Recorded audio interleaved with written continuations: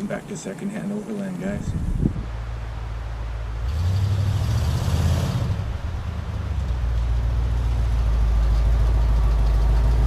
It's been a little while since I've filmed the truck at all. Last video that I filmed on the truck was removing all the wood from the back so that, well, it's a regular truck again. I'm hoping to get a tent.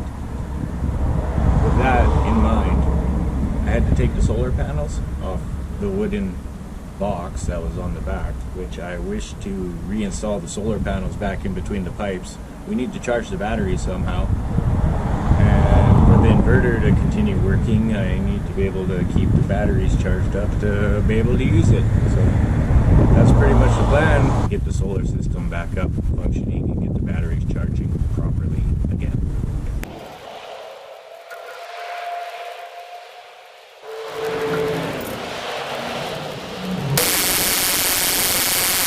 Get it tightened down, and these will be the front mounts for the solar panels. We'll put the back mounts here. Got to get these solar panels mounted back on here. Alright, so there we go. Hey guys, I got this metal container. Used to hold a C-can roof. Basically a roof that you put between containers. But I don't have those. But I do have the metal box left over with some good angle iron. The lid has a couple good pieces of angle iron as well, and some tin, which we can repurpose as body material. We're going to use this lid, and this angle iron will work to go across to span the gap between the pipes on the truck. That's one. That's the other one. Now I can measure out a distance from this point all the way across to that point with a piece of angle iron to hold one side of the solar panels. Here's our solar panels. The angle iron's going to run along this edge here, along the bottom at the back of the pipes. I have to cut the angle iron out of this piece of metal.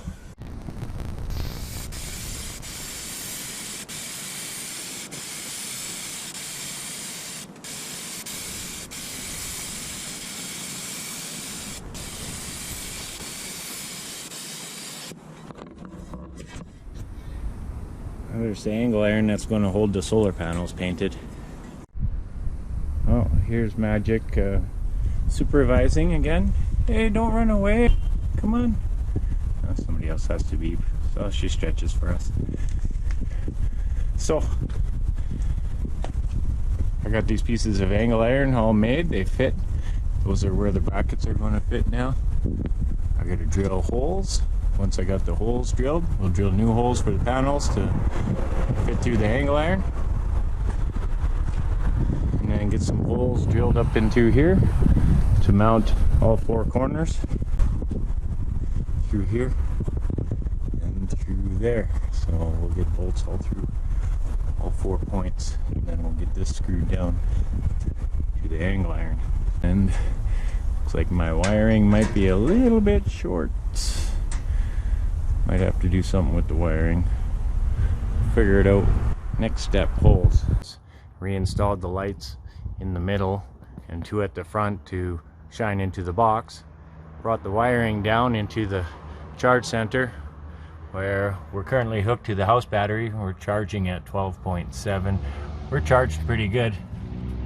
Amp hours 1.5 right now off that battery. Well, 1.5 amps going in.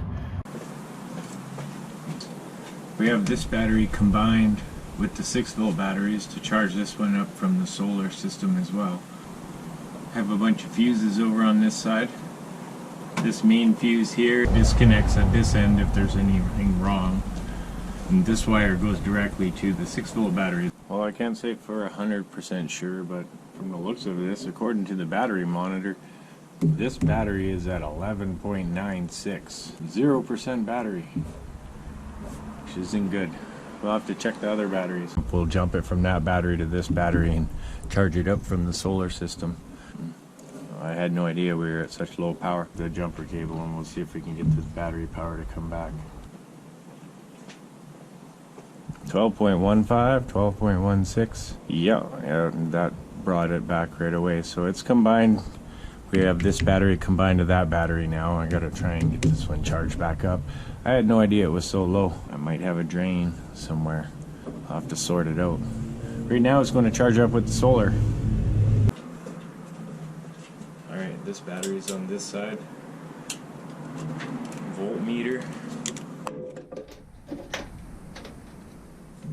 Negative. And positive. And it looks like we have 12.23 on this battery. But we also know that it's combined with that battery over there, which is what we want because I need to charge up that battery over on the other side. Here's the battery on the other side right now. So it's finally reached 12.2. So we know that this battery is also at 12.23. So the other one's picking power back up, but it's still really low. No, we don't want to do a charging test. Cranking voltage says it'll be 10.7, which is okay. But yeah, 12.2, 12.19 keeps dropping back down. So we'll go take a look at the solar batteries right now and see where they're at. We'll check it against the meter, see what they say. So the solar batteries are telling me they're at 12.9 on that gauge. Okay, we'll give that a shot right there.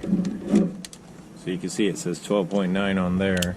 Here's our gauge to measure against, so we're going to put that right there, and we'll see if we can get a reading between, see if that's as accurate as the multimeter.